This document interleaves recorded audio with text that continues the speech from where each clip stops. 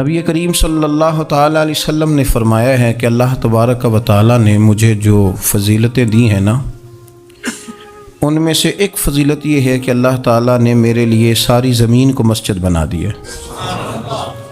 اس کا معنی یہ ہے کہ جہاں بھی نماز ادا کرو گے تمہاری نماز ہو جائے گی، لیکن وہ خاص حصہ،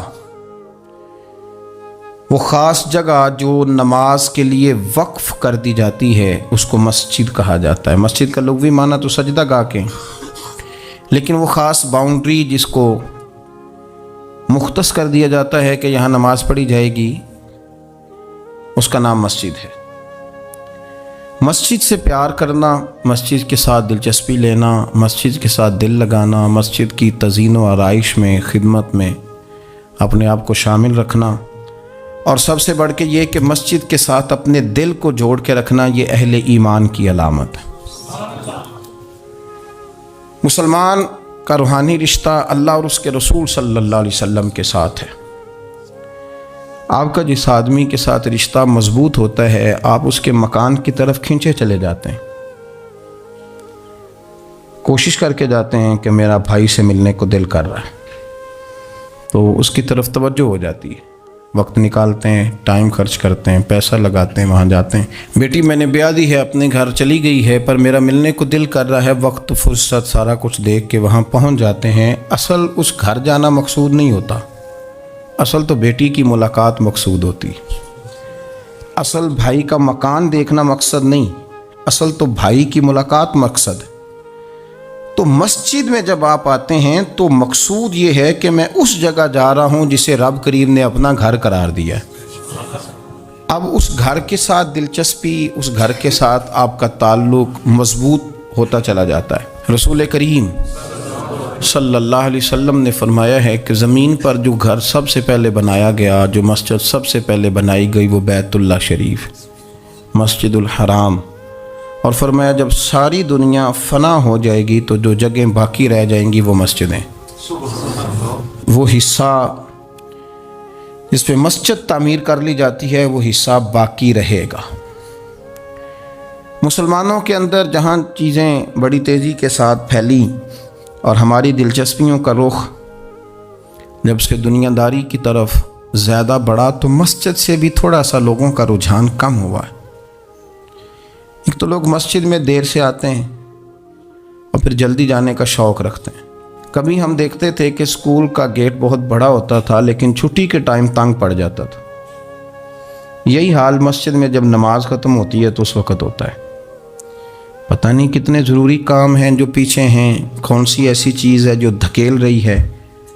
بچے تو اپنے آپ کو بڑی قید میں سمجھتے تھے، اس لیے جایا کرتے تھے، لیکن مسجد سے اس تیزی سے نکلنا، نماز پڑھنے والوں کی نماز کا خیال نہ کرنا، کسی کی تکلیف کا احساس نہ کرنا اور شدت کے ساتھ وہاں سے نکلنے کی کوشش کرنا، اس عمل پر جب غور کیا جائے تو برے خیالات ذہن میں آتے ہیں۔ ایسی چیزیں ذہن کے اندر آتی ہیں جن کا ایک مسلمان کے حق میں ہونا ٹھیک نہیں۔ میرے نبی پاک صلی اللہ تعالی علیہ وسلم نے ارشاد فرمایا، قریب محبوب فرمانے لگے کہ 7 شخص ایسے ہیں کہ قیامت کے دن اللہ کے عرش کے سائے کے علاوہ سایہ نہیں ہوگا، تو رب کریم ان 7 بندوں کو اپنے عرش کا سایہ عطا فرمائے گا۔ وہ 7 لوگ ہیں، ان میں سے نبی پاک صلی اللہ تعالی علیہ وسلم نے ایک شخص وہ بیان کیا کہ جو نماز پڑھ کے مسجد سے نکل تو جاتا ہے پر اس کا دل مسجد کے ساتھ جڑا رہتا ہے، اس کی طبیعت مسجد کے ساتھ لگی رہتی ہے کہ اللہ کے گھر سے ہو کے آیا ہوں، مجھے دوبارہ اللہ کے گھر جانا ہے۔ اس کا دل لگا رہتا ہے، جڑا رہتا ہے، وہ انتظار کرتا ہے کہ دوبارہ کب میں نے مسجد میں جائیں۔ یہ رویہ نہیں اس کا ہونا چاہیے کہ وہ کہے اوہو سردیوں میں تو بس نماز ہی نماز رہ گئی ہے، اعتراض نہ کرتا پھرے، بلکہ وہ اس کا دل جڑا رہے۔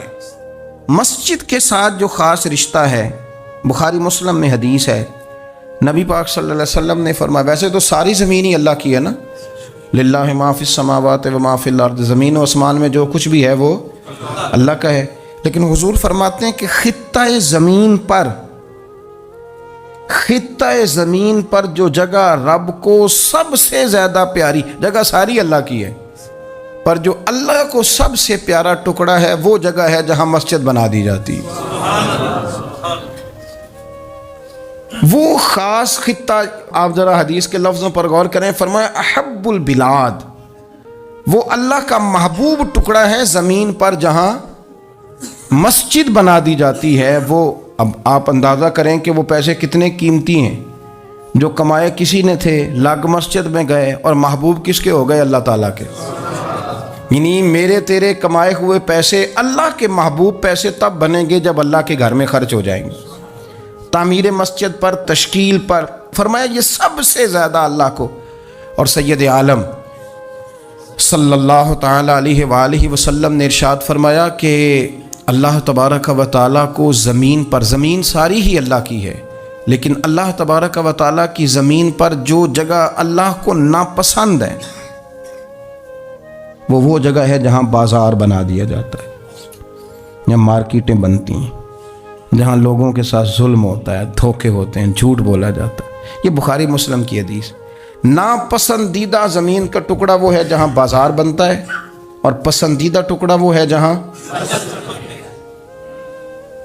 شوق کس بات کا زیادہ، میری مارکیٹ ہو کہ میرے نام کی مسجد ہو، یہ میری زمین کا جو ٹکڑا میری مارکیٹ ہو، میرا پلازا ہو، اور پچھلا مکان خرید کے نہ تو ایک لائن پیچھے نکالتا ہوں، 12 دکانیں ادھر ہو جائیں گی، 12 دکانیں ادھر ہو جائیں گے، پھر حساب نکالتا ہے کہ 20,000 ایک کا کرایہ ہے تو کتنا بنا مہینے کا۔ اس کو یہ نہیں پتا کہ تیری یہ زمین تھی اللہ کی، اب تو نے اس کا وہ حشر کیا ہے کہ یہ ناپسندیدہ ترین ہو گئی، ناپسندیدہ ترین۔ اور اگر تیری ہی زمین ہو، اپنی خوش قسمتی تو دیکھیں کہ میری زمین، میرے پیسے، اور جب میں نے مسجد بنا دی تو وہ پیسے رب کے پیارے ہو گئے، وہ زمین اللہ کی محبوب ہو گئی، وہ پیسے پیارے ہو گئے، وہ محبوب ہو گئے۔ لیکن بڑا ہی مشکل کام ہے، مسجدوں میں اعلان ہوتا ہے کہ بل آ گیا ہے، کو مہربانی کرو، اور پھر پکے سچے حاجی، نمازی، نیک صالح پرہیزگار بندے بڑی مشکل سے جیب میں ہاتھ ڈالتے ہیں، اور جو باہر آتا ہے اس میں پورا 100 روپیہ نکل آتا ہے، پورا ہی 100، یعنی کہ، اور گننے میں آپ کو پتہ ہے 1-1 روپیہ کر کے گنے تو 5-7 منٹ تو 100 گننے میں لگ ہی جاتے ہیں، پھر وہ گننا پڑتا ہے۔ اور مسجد کی ٹوپیوں میں سے، مسجد کے گلوں میں سے اکثر وہ لوٹ نکلتے ہیں جو دکاندار لیتا ہی نہیں، وہ کہتے ہیں اللہ کو دے آتے ہیں جا کے۔ دیکھیں اپنا رویہ اس لحاظ سے درست کریں، اس لحاظ سے درست کریں کہ جس طرح میرے لیے اپنا گھر بنانا ضروری ہے نا، اسی لیے میرے لیے مسجد بنانا بھی اسی طرح ضروری ہے۔ جب حضور جتنا عرصہ تک مکہ شریف میں تشریف فرماتے تو زیادہ وقت مسجد الحرام میں گزارتے تھے، اور جب قریب محبوب صلی اللہ تعالیٰ علیہ وسلم، محبوب دو عالم علیہ السلام مدینہ طیبہ تشریف لے آئے تو حضور نے سب سے پہلے مسجد قباء کی تعمیر فرمائی۔ کوئی ایک حجرہ نہیں ابھی بنایا، ابھی یہ طے نہیں کیا کہ میں نے مدینے کے کس حصے میں اپنا مکان بنانا ہے، کہاں رکنا ہے۔ سب سے پہلے مسجد شریف کی تعمیر فرمائی اور بنفس نفیس فرمائی، وہ مسجد مکمل ہو گئی۔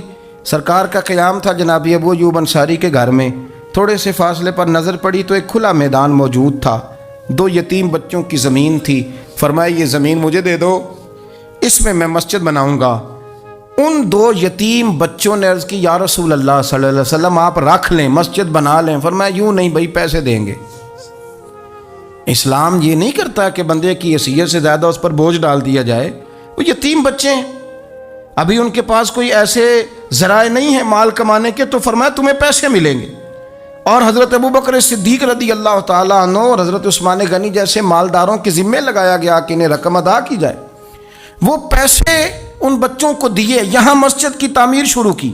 اب چونکہ مسجد قباء بھی سرکار نے بنائی تھی تو ایسا نہیں فرمایا کہ اس کو چھوڑ دیا جائے، بلکہ صحیح حدیث کے لفظ ہیں کہ نبی کریم علیہ السلام ہر ہفتے یا گھوڑے پر بیٹھتے یا اونٹنی پر بیٹھتے یا پیدل سفر کرتے، اور ہر ہفتے فجر کی نماز پڑھ کے مسجد قباء تشریف لے جاتے۔ اس مسجد کی آباد کاری میں حضور دلچسپی لیتے، شوق تھا سرکار کو، اس کو آباد کرنے میں دلچسپی لیتے، اور پھر میرے محبوب کریم علیہ السلام نے اس مسجد کے آباد کرنے میں ایک اور فضیلت بیان کی. فرمایا جو بندہ گھر سے وضو کرے اور میری مسجد قباء میں آ کے 2 رکعت نفل پڑھے، اللہ کے رسول کا وعدہ ہے اللہ اسے پورے عمرے کا ثواب عطا فرمائے گا. آپ دیکھ لیں مدینہ شریف میں جس طرح مسجد نبوی شریف ہر وقت کھلی رہتی ہے، مسجد قباء بھی ہر وقت کھلی رہتی ہے، ہر وقت وہ مسجد موجود ہے. دن کو جائیں رات کو جائیں آپ کو وہاں نماز پڑھنے کے مواقع میسر ہیں. گویا حضور نے بنائی بھی ہے اور میرے نبی نے بسائی بھی ہے، اور وہ پوری طرح بسی ہوئی ہے. وہاں لوگوں کا آنا جانا ہے، وہاں ہر قسم کی خوشبو. یہاں حضور نے مسجد کی بنیاد رکھی، حجرہ کوئی نہیں ابھی بنایا، کسی زوجہ کے لیے رہنے کو کوئی جگہ نہیں بنائی. یہ اب شوق دیکھیں، مسجد کے ساتھ حضور کی دلچسپی دیکھیں کہ سرور کائنات صلی اللہ تعالی علیہ وسلم نے مسجد نبوی شریف کی بنیاد رکھی. مسجد کے لیے حضور نے خود بنفس نفیس تعمیر میں حصہ لیا. حضور پتھر اٹھا کے لاتے، مسجد کی تعمیر میں کام کرتے. حضرت سیدنا ابو ہریرہ رضی اللہ تعالیٰ عنہ فرماتے ہیں ہم ایک اینٹ اٹھا کے لاتے تھے تو حضرت عمار بن یاسر رضی اللہ تعالیٰ عنہ 2 اینٹیں اٹھاتے تھے. تو جب وہ اینٹیں اٹھا کے لا رہے تھے تو ان کے کپڑوں کو کچھ مٹی لگ گئی. تو جس طرح انسان کسی بچے کو شاباش نہیں دیتا اور کبھی کسی بچے کو مٹی لگ جائے تو اس کے کپڑے نہیں جھاڑتا، سرور کائنات صلی اللہ تعالیٰ علیہ وآلہ وسلم نے جب دیکھا، یہ بخاری کے لفظ ہیں، سید عالم علیہ السلام نے جب دیکھا کہ حضرت عمار بن یاسر کے کپڑوں کو مٹی لگ گئی ہے تو حضور صلی اللہ علیہ وسلم قریب گئے اور صحابہ فرماتے قربان جائیں حضور نے اپنے دست مبارک سے ان کے کپڑوں کی مٹی جھاڑنی شروع کر دی. گویا مسجد بنانے والے مزدور کے ساتھ نبی پاک علیہ السلام کی اتنی دلچسپی ہے، اگر اس کے کپڑوں کو مٹی لگ جائے تو حضور اپنے ید اللہ والے ہاتھوں سے وہ مٹی صاف فرماتے ہیں. ہمارے ہاں اول تو ہمارا مزاج نہیں مسجد کی طرف توجہ دینے کا. اگر کوئی 2-4 بندے مسجد کی کمیٹی میں کبھی زبردستی الجھ جائیں، ان کو الجھا ہی لیا جائے، تو سب سے پہلا فتویٰ یہ لگتا ہے کہ یہ بندہ خزانچی ہے، مسجد کو کھا گیا. سب سے پہلا فتویٰ اس کو یہ لگتا ہے. اور اکثر آپ ناراض نہ ہوں، یہ باتیں وہ لوگ کرتے ہیں جو ایک دھیلا نہیں دیتے مسجد میں. ان کو بڑی فکر ہوتی ہے دوسروں کے پیسوں کی، جی کہ اس نے پیسے دیے تھے تو یہ کھا گیا. مجھے بھی ایک دفعہ ایک جگہ میں گیا ہوا تھا تو ایک صاحب کہنے لگے جی اس مسجد میں بڑا فنڈ آیا پر فلانا بندہ کھا گیا ہے. تو اس سے بھی تھوڑا سا وہ یہ ہوتا ہے کہ جب آپ کسی کے خلاف بات کرتے ہیں تو سامنے والا آپ کو اپنی ہمدردی دے کے تو 1-2 بات اور کرتا ہے. میں نے اس سے کہا کہ آپ نے کتنے پیسے دیے مسجد میں؟ کہنے لگا جی کچھ میں نے بھی دیے. میں کہا چل پہلے تیرے تے دعا مانا وہ کولوں آ چلیے. کہنے جی نہیں وہ تو میں دے چھڑے. تو میں کہا پھر جنہ دیتے سن انہوں بھی دے ہی چھڑے کہ توں حساب لینا ہے کہ اللہ لینا ہے. اتنا زیادہ ٹینشن لینے کی کیا ضرورت ہے آپ کو؟ اس بندے نے بھی مرنا ہے، قبر میں جانا ہے. میں کیا بھائی تیرے تے دعائیے نہ پیسے جڑے تیرے کھا گئے تو تے وصول کرنا تو باقیوں کے دیکھے جائیں گے. آپ کو یہ توفیق نہیں ہے کہ آپ تھوڑا سا آگے بڑھیں، کام دیکھیں، اخراجات دیکھیں، معاملات دیکھیں کسی بھی مسجد کے. آپ تنقید کر رہے ہیں کمیٹی پہ مفت کی اور اس کا نتیجہ کیا نکلتا ہے؟ مسجدوں میں جھگڑے ہوتے ہیں، فسادات ہوتے ہیں، دنگا ہوتا ہے. اور امام صاحب بیچارے انہوں نے بھی تو پھر کو پارٹی رکھنی ہوتی ہے، جینا تو ہے نا دنیا میں. وہ بھی پھر کبھی کبھی دیکھ لیتے ہیں کہ اب پارٹی بھاری کیڑی ہے تو اس کی طرف وہ توجہ کر لیتے ہیں. پھر وہ بھی ایک نیا دنگا شروع ہو جاتا ہے، کیونکہ مسجد میں امام اس نے رہنا ہے جس نے بندوں کو راضی رکھنا ہے، اس کی پابندی ہوتی ہے. ایک نے کہہ دیا تو کھل کے نماز پڑھا، سویرے ہی تو مزہ ہوتا ہے نماز پڑھن دا، تو دوسرا کہتا ہے قاری صاحب آپ تو فارغ ہیں، ہم نے تو ڈیوٹی بھی کرنی. مسجد کی آباد کاری میں آپ حصہ لیں، چیزوں کو دھیڑنے میں آپ کردار نہیں ادا کریں، کیونکہ مسجد اللہ کی رضا کے لیے. اور میرے نبی پاک علیہ السلام نے فرمایا جس نے اللہ کی رضا کے لیے مسجد بنائی اس نے اپنے لیے جنت میں مکان تعمیر کرا لیا ہے. شرط یہ ہے کہ اللہ کی رضا کے لیے پارٹی بازی کے طور پر مسجد نہ بنائے، رضا الہی کے لیے مسجد بنائے. اس نے اپنے لیے جنت میں مکان بنا لیا ہے. مسجد کے ساتھ دلچسپی ہونی چاہیے، مسجد کی صفائی کریں، مسجد کے ساتھ آپ دیکھیں کہ کون سا بلب خراب ہے اس بلب کو آپ چینج کر دیں. آ کے تنقید کر کے چلے جانا کہ فلانا بندہ فلانا کام نہیں کرتا، یہ تو بڑا آسان کام ہے، یہ تو آپ کسی سے بھی کرا لیں. یہ تو لیکچر ساری دنیا دیتی ہے کہ فلانا غلط ہے فلانا غلط ہے. چیزوں کو غلط کہنا، بندوں کو غلط کہنا یہ آسان ہے، لیکن غلط چیزوں کو ٹھیک کر لینا یہ مشکل کام ہے. یہ والا میرے بھائی فریضہ سر انجام دیں، کوشش کریں کہ مسجد کے آپ قریب آئیں۔ حضرت تمیم داری رضی اللہ تعالیٰ عنہ میرے نبی کریم کے صحابی ہیں، انہوں نے سب سے پہلے مسجد میں آ کے چراغ جلایا تھا۔ اتنے راضی ہوئے میرے نبی پاک، اتنے راضی ہوئے، فرمایا تمیم تو نے مسجد میں چراغ نہیں جلایا، تو نے تو اپنی قبر روشن کر لی ہے، اور فرمایا تم نے تو مکمل نور حاصل کر لیا ہے، مکمل۔ اور خاص حضور نے ڈیوٹی لگائی سیدنا بلال حبشی کی، وہ مسجد کا خیال کرتے، مسجد پہ توجہ دیتے، مسجد نبوی میں کون سی چیز کہاں کس انداز میں کرنی ہے، حضرت بلال وہ خدمت سر انجام دیتے۔ نبی پاک علیہ السلام مسجد کے لیے مختلف اوقات میں مختلف احکام جاری کرتے۔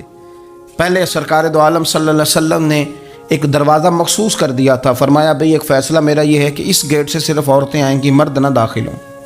حضور نے وقف کر دیا عورتوں کے لیے۔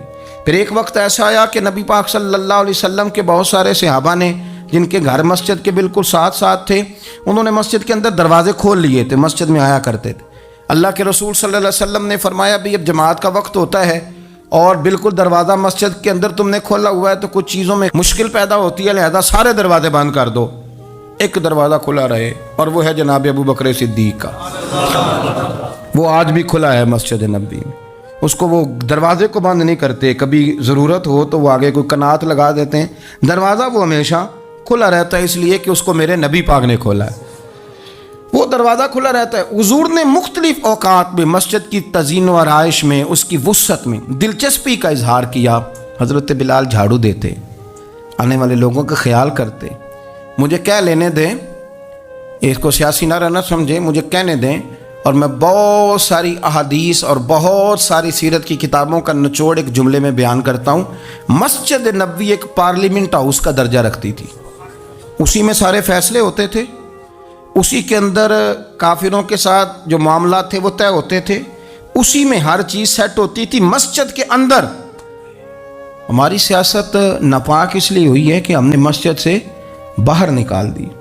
جب تک یہ مسجد کے اندر تھی، وضو کر کے لوگ بیٹھتے تھے، قرآن پاک کی آیات بیان کر کے اپنا موقف بیان کرتے، بڑا صاف ستھرا نظام چلتا تھا۔ امیر المومنین کا پارلیمنٹ ہاؤس مسجد ہوتی تھی، وہ مسجد میں بیٹھ کے سارے کام کرتے تھے، اور مسجد کے پاکیزہ ماحول کے اندر سارے کام مکمل کیے جاتے تھے۔ حضرت سیدنا بلال حبشی کی ڈیوٹی تھی، جن لوگوں نے مسجدیں بنائی ہوتی ہیں ان کو مسجدوں سے پیار بھی بڑا ہی ہوتا ہے، اور میں اکثر آئمہ مساجد کو میں نے دیکھا ہے، امام صاحب نہ بیچارے پہلے انہوں نے بندہ تلاش کرنا ہوتا ہے جو ان کی جگہ پہ نماز پڑھائے، پھر انہوں نے کہیں جانے کا وعدہ کرنا ہوتا ہے، پھر وہ 15 فون کرتے ہیں، فلانے کے پاس چابیاں ہیں وہ لے کے جماعت کرا دینا، بڑا پیار کرتے ہیں مسجد سے، بڑا، لیکن اس بیچارے کا ایک قدم بھی مسجد میں پکا نہیں ہوتا۔ سارے نمازی غلطی کر لیں، بھول جائیں تو بچ جاتے ہیں، ان کو کوئی مسجد سے نہیں نکالتا، لیکن امام کبھی کسی موقع پر کسی بھی جگہ وہ 2-4 جگہ پہ چھٹی کر لے، کوئی غلطی کر لے تو فارغ ہو جاتا ہے، حالانکہ سب سے زیادہ دلچسپی اس کی ہوتی ہے مسجد کے ساتھ۔ ہم مسجد کی آباد کاری میں جب ذوق پیدا کریں گے، نبی پاک صلی اللہ علیہ وسلم جب سفر پہ جاتے تھے تو سب سے آخر میں مسجد نبوی شریف میں آتے، نماز پڑھتے، اور جب سفر سے واپس آتے تو سب سے پہلے مسجد میں آتے، نماز ادا کرتے۔ حضرت بلال حبشی مسجد کی خدمت کرتے تھے، پھر حضور کے وصال کے بعد وہ ملک شام تشریف لے گئے، وہاں انہوں نے وقت گزارا۔ حضرت عمر فاروق رضی اللہ تعالیٰ عنہ جب ملک شام کے دورے پر تشریف لے گئے اپنے دور خلافت میں، تو کہتے ہیں میں جناب بلال حبشی سے ملنے گیا، تو کہتے ہیں حضرت بلال نے سب سے پہلے مجھ سے پوچھا کہ بتاؤ میرے نبی پاک کی مسجد کا کیا حال، وہ فلاں کونے کی کیا پوزیشن ہے، فلاں جگہ اب کیا حالات، وہ فلاں جگہ سیدہ عائشہ کے حجرے کے پاس فلانا کام ہونے والا تھا، اس کی کیا پوزیشن ہے، ایک ایک چیز کے بارے میں پوچھا۔ کیا خوبصورت فرمان ہے حضرت عبداللہ ابن مسعود کا، آپ فرمایا کرتے اللہ کا کوئی بندہ جب مسجد میں کسی مخصوص جگہ نماز پڑھتا ہے نا، تو جب وہ کچھ دن نہیں آتا تو مسجد اس کا انتظار کرتی، مسجد اس سے ڈھونڈتی ہے، مسجد پوچھتی ہے وہ کدھر گیا، قربان جاؤں۔ فرمایا اگر وہ بندہ انتقال کر جائے، وہ دنیا چھوڑ جائے، تو مسجد کی وہ صف روتی ہے، وہ اسے ڈھونڈتی ہے، وہ اس کو تلاش کرتی ہے، وہ اس کے لیے آنسو بہاتی، اللہ کے حضور التجا کرتی ہے کہ یا اللہ وہ یہاں رہا کرتا تھا، وہ یہاں نماز پڑھتا تھا، وہ یہاں آیا کرتا تھا۔ مسجد اس کے لیے روتی ہے. اللہ کرے آپ سمجھے میری بات. کسی کو بیٹے رو رہے ہیں, کسی کو بیٹیاں رو رہی ہیں, کسی کو وہ لوگ رو رہے ہیں جن کی ضرورتیں پوری کرتا تھا. اور یہ جو مسجد سے پیار کرنے والا تھا, مسجد کا نمازی, اس کے لیے مسجد کی صف, مسجد کا مصلی آنسو بہاتا ہے. اے مالک وہ کہاں گیا جو یہاں نماز پڑھتا تھا؟ مجھے بتلاؤ. جس کو مسجد یاد کر کے روئے گی, پھر اس کی قبر پہ اللہ کتنی رحمتوں کا نزول فرمائے, پھر اس کے اوپر کس قدر کرم کی برکھا برسے, اسے کس قدر نوازا جائے گا جس کے لیے مسجد روئے گی. مسجد کا یہ اعزاز ہوگا جس کے لیے. ایک صحابی نے عرض کیا تھا کہ یا رسول اللہ صلی اللہ علیہ وسلم, میں نابینا ہوں, مجھے نظر نہیں آتا, اجازت ہے گھر میں نماز پڑھ لوں؟ تو میرے کریم علیہ السلام نے فرمایا تیرے کانوں میں اذان کی آواز جاتی ہے؟ حضور جاتی ہے. فرمایا پھر گھر نہ پڑھ, پھر مسجد آ کے پڑھ, پھر تو مسجد میں آیا کر, تو نماز پڑھا کر. تیرے کانوں میں آواز جاتی, لہذا تو مسجد میں آیا کر, یہاں آ کے نماز پڑھا کر. بہت سارے لوگ ہیں عدم دلچسپی. ہاں گھر میں بھی نماز پڑھنی چاہیے. مشکات میں حدیث ہے, نبی پاک علیہ السلام نے فرمایا اپنے گھروں میں مسجدیں بناؤ, یعنی ایک جگہ مخصوص کرو ہاں جہاں صرف نماز پڑھی جائے. فرمایا اپنے گھر میں مسجد بناؤ اور کچھ حصہ نماز کا گھر میں بھی پڑھا کرو, کچھ نوافل, کچھ سنتیں, کچھ حصہ گھر میں بھی نماز کا پڑھا کرو. فرمایا اپنے گھر کو قبرستان نہ بناؤ. اس کا مطلب ہے جس گھر کے اندر نماز نہ پڑھی جائے بالکل, اس گھر میں سارے زندے لوگ بھی رہتے ہوں تو گھر قبرستان ہے. یہ حضور کا فرمان ہے کہ سارے لوگ زندے ہیں, ہنستے ہیں, بستے ہیں, کھیلتے ہیں, اٹھتے ہیں, پر 2 رکعتیں نماز نہیں پڑھی جاتی, وہ قبرستان ہے. حضور نے فرمایا قبرستان ہے. جتنی مرضی ٹائلیں لگی ہوئی ہوں, ہر کمرے میں اے سی ہو, بڑا شاندار باتھ روم ہو, ساری سہولتیں ہوں, اگر گھر والے گھر میں کچھ نماز نہیں پڑھتے, خواتین نہیں پڑھتی, مرد کچھ نفل نہیں پڑھتے, وہ قبرستان ہے. اور جس گھر میں کوئی اٹھ کے سویرے تہجد کا وضو کرتا ہے, وہ مردوں کا گھر نہیں, وہ تو زندوں کا گھر ہے. بچوں کو تکلیف تو ہوتی ہے جب سویرے بوڑھے اٹھ کے تہجد کا وضو کرتے ہیں, کیونکہ ان کے سونے کا ٹائم ہی وہ ہوتا ہے جب بابے اٹھ جاتے ہیں. بابا جی سویرے اٹھ کے وضو کر رہے ہوتے ہیں تو بچہ تنگ ہوتا ہے. دیکھو جی مطلب چونکہ اس نے تو سونا ہی اس وقت ہے جب دنیا کے جاگنے کا وقت ہے, لیکن اس کو پتہ نہیں جب تیرے گھر میں کوئی تہجد کا وضو کرتا ہے تو رب راضی کتنا ہوتا ہے. ہو سکتا ہے تیری بھی بڑی خطائیں اس کی وجہ سے معاف ہو جاتی ہوں. اس کا بوڑھا باپ, اس کا دادا, اس کا نانا سویرے اٹھ کے نماز پڑھنے لگا. ہم کیوں نہیں اس بات کو سمجھتے کہ مسجد کے ساتھ ہماری دلچسپی, اللہ کے گھر کے ساتھ ہمارا تعلق. میرے نبی کریم صلی اللہ تعالی علیہ وسلم نے فرمایا میں نے جنت کے اندر دیکھا کہ کس عمل کا ثواب زیادہ ہے, تو فرمایا میں نے سب سے زیادہ اجر والے جو اعمال دیکھے ان میں ایک عمل یہ ہے کہ جو بندہ مسجد کی صفائی کر کے کچھ کوڑا مسجد سے باہر نکال دے گا, رب کریم اسے جنت میں بڑا درجہ عطا فرما دے گا. لیکن یہ تو کام کرے گا کوئی غریب آدمی, ناراض نہ ہونا. مسجد میں جھاڑو دے گا کوئی. میں نے اپنے لاہور والے سارے پیر بھائیوں کو بلایا تھا, کچھ دن ہوئے, میں نے ان کو نصیحت کی تھی کہ آپ اپنے علاقے کی مسجد کی صفائی کیا کریں, اور ساتھ میں نے انہیں کہا تھا کہ یہ میرا اپنے حکم سمجھنا ہے, مسجد کے انتظامی معاملات میں مداخلت نہیں کرنی. اپنی مسجد محلے کی میں جائیں اور جا کے جھاڑو دیں. بابا فرید صاحب رحمۃ اللہ علیہ فرمایا کرتے تھے جو چاہتا ہے اس کے دل کو سکون ملے تو وہ اللہ کے گھر میں جھاڑو دیا کرے. اور خود اپنے آپ سے کہا کرتے تھے اٹھ فریدہ ستیا, جھاڑو دے مسیت, تو ستیں رب جاگدا تیری ڈاڈے نال پرید. مسجد کی صفائی کر. لیکن یہ بھی غریبوں کے حصے میں آیا. امیر بندہ تو 50,000 روپیہ دیتا ہے مسجد میں, کہتا ہے واکر خرید لو.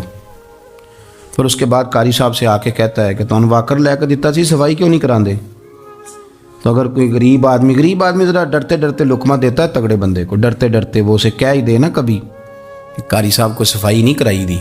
تو پھر امیروں کے پاس ایک اور بھی جملہ ہے, وہ کہتے ہیں انہیں کہڑا آپ کرنی بالاں کو نہیں کرانی, تو میں کہ تسی اپنے بالاں کو کرا لو, لیاؤ بالاں نال.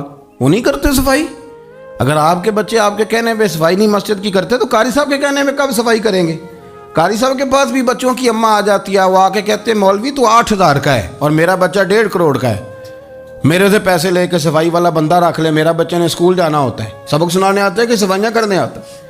کہاں ہیں وہ لوگ گئے جو توجہ کے ساتھ مسجد سے پیار کرتے تھے, جن کا ذوق ہوتا تھا, جن کو شوق تھا کہ وہ مسجد کے ساتھ اپنی دلچسپیوں کو برقرار رکھیں گے. اور دور سے چل چل کے مسجد کے قریب آئیں گے، طبیعت ہی نہیں، دل ہی نہیں۔ وہ بندہ جس نے 50,000 روپیہ دیا وہ جھاڑو کو ہاتھ لگائے، توبہ توبہ توبہ توبہ، وہ کوئی کام کر لے، ہو ہی نہیں سکتا، سوال ہی نہیں پیدا ہوتا۔ وہ تو آ کے کہے گا، جاتی دفعہ کہہ جائے گا کہ وہ ذرا فلانی جگہ کو بھی صاف کرا دے، وہاں بڑا برا حال تھا۔ تو بھئی یہ تو اللہ کا گھر ہے، تو جس طرح اللہ سب کا رب ہے اسی طرح مسجد بھی سب کی سانجھی ہے کہ نہیں؟ تو وہ تھوڑی سی نیکی آپ کر لیں، وہ جھاڑو پڑا ہے، کام کریں اپنے علاقے کی مسجد کی خوبصورتی میں، تزئین و آرائش میں، اور کوشش کریں تھوڑا چل کے وقت پہ مسجد میں جائیں، ذوق بنائیں۔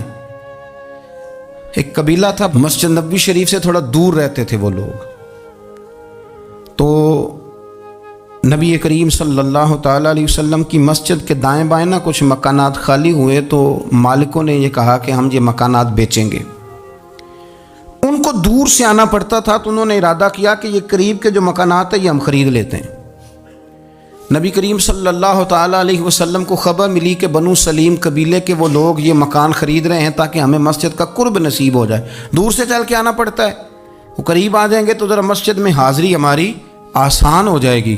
حضور نے انہیں بلا لیا، فرمایا تم مکان خریدو تمہاری مرضی، نہ خریدو تمہاری مرضی، پر ایک بات سن لو، تم جتنے قدم چل کے آتے ہو نا، رب کے فرشتے تمہارے قدم لکھ لیتے ہیں، تمہارے قدم لکھے جاتے ہیں، تمہارے قدم 2 دفعہ حضور نے فرمایا، حدیث میں موجود ہے، 2 دفعہ تمہارے قدم لکھے جاتے ہیں۔ وہ لوگ بڑے مشتاق تھے اللہ کے بارگاہ سے اجر کے آنکھیں کھول، حضور فرشتے ہمارے قدم لکھتے ہیں، رب کو دکھاتے ہیں کہ اتنے قدم چل، ہاں ہاں تمہارے قدم لکھے جاتے ہیں۔ کہا یا رسول اللہ ہم نے نہیں قریب آنا، ہم دور ہی ٹھیک ہیں، ہم چاہتے ہیں ہمارے زیادہ قدم لکھے جائیں، زیادہ قدم، ہم دور سے چل کے آیا کریں گے۔ شعر یاد آ گیا ہے کسی درویش کا، اس نے کہا تھا کہ گو سنا تھا آستانہ یار دور ہے، پر ہم نے بھی ٹھان لی تھی کہ جانا ضرور ہے۔ رسول کریم صلی اللہ تعالیٰ علیہ وسلم کے غلاموں نے مسجدیں بنائیں، مسجدوں کے ساتھ دلچسپی کا رویہ رکھا، مسجد کے ساتھ ان کی وابستگی بڑی مضبوط رہی۔ میں نا مسجد نبوی شریف میں بیٹھا تھا، تو بہت زیادہ شہرت بھی کئی دفعہ بہت سارے مسائل کو بھی جنم دیتی ہے، تو کچھ ایسی جگہیں ہوتی ہیں جہاں آپ کو خود ادب کے ساتھ جانا چاہیے، وہاں زیادہ جھمگٹے، لوگوں کا آنا جانا، ہاتھ چموانا ویسے ہی تھوڑا ادب کے خلاف لگتا ہے، تو کوشش ہوتی ہے کہ ذرا وہاں کوشش کی جائے کہ ذرا چپکے سے کوئی کام ہو جائے، لیکن پیار کرنے والے تو پھر مل ہی جاتے ہیں نا ہر جگہ۔ مسجد نبوی شریف کی صفائی کرنے والے لوگ میرے پاس آ کے بیٹھ کے کہنے لگے آپ سے فوٹو کھنچا لیں، تو مجھے ایک شعر یاد آ گیا کسی درویش کا، اس نے کہا تھا طیبہ کے سارے خادم پہچانتے ہیں مجھ کو تو خبر نہیں تھی میں اس قدر بڑا ہوں۔ میں نے کہا جی کھنچوا لیں، ان میں ایک شخص بولا، کہنے لگا پیر صاحب آپ سے ایک بات کرنی ہے۔ میں نے کہا کریں۔